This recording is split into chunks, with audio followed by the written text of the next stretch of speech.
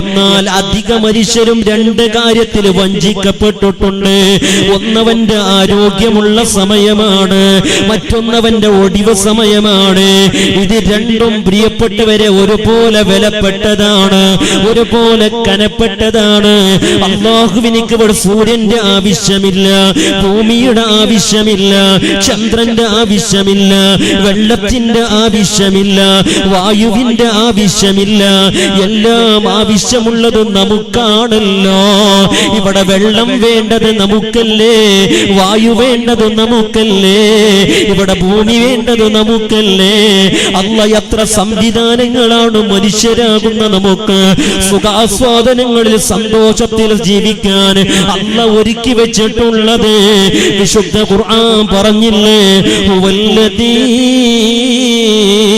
خلق لكم ما في الأرض جميعا ثم استوى إلى السماء فسواهن سبع سماوات وهو بكل شيء عليم.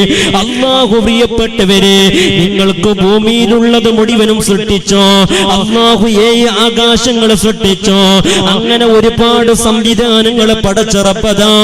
خلق لكم ما في الأرض جميعا, ഭൂമിയിലുള്ള സർവ്വതും മനുഷ്യരാകുന്ന നമുക്ക് വേണ്ടി അല്ലാഹു സൃഷ്ടിച്ചില്ലേ. ഈ അനുഗ്രഹങ്ങളെ പ്രിയപ്പെട്ടവരെ വിസ്മരിച്ചുകൊണ്ട് നമുക്കെങ്ങനെ ജീവിക്കാൻ കഴിയുന്നു?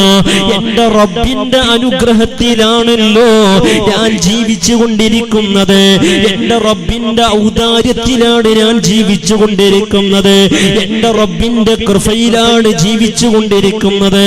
എനിക്കൊന്നും സ്വന്തമായിട്ട് കഴിവില്ല. അല്ലാഹ് എത്ര അനുഗ്രഹങ്ങളാണ് തന്നത്. ഇന്ന് പ്രിയപ്പെട്ടവരെ, നമുക്ക് അല്ലാഹു തന്ന അനുഗ്രഹങ്ങൾ അപാരമായ അനുഗ്രഹങ്ങളാണ്. ഈ അനുഗ്രഹങ്ങൾക്ക് നന്ദി പറഞ്ഞ് ജീവിക്കുന്നതിന് പകരം പ്രിയപ്പെട്ടവരെ, നാമൊക്കെ അല്ലാഹുവിൽ നിന്ന് അകന്നുകൊണ്ട് അവനെ ധിക്കരിച്ചുകൊണ്ട് അവനെ വെല്ലുവിളിക്കുന്ന ഒരു പ്രവർത്തനങ്ങളിലാണ്. വിശുദ്ധമായ റമദാനായിട്ട് പോലും പ്രിയപ്പെട്ടവരെ, ആണും പെണ്ണും ഒക്കെ പാതിരാ സമയത്ത് നടുറോട്ടിലും മറ്റുമൊക്കെ ഇന്ന് പ്രിയപ്പെട്ടവരെ അവിടുന്ന് ഫുഡ് ഫെസ്റ്റും മറ്റുമൊക്കെ പേര് പറഞ്ഞുകൊണ്ട് തുള്ളിക്കളിക്കുകയാണ്. ഇന്ന് തറാവീക്ക് പള്ളിയിലുള്ളതിലേറെ ആളുകൾ പ്രിയപ്പെട്ടവരെ പുറത്താണ്. ഇന്ന് ഇഫ്താർ ടെന്റ് എന്ന് ഇഫ്താർ വൈബ് എന്ന് പറഞ്ഞിട്ട് പ്രിയപ്പെട്ടവരെ ഇതൊക്കെ ഒരു പരിഹാസത്തിന്റെ രൂപത്തിലേക്ക് ആരാധനയെ ആഭാസമാക്കിക്കൊണ്ടിരിക്കുന്ന ഒരു കാലത്താണ് നാം ജീവിച്ചു കൊണ്ടിരിക്കുന്നത്.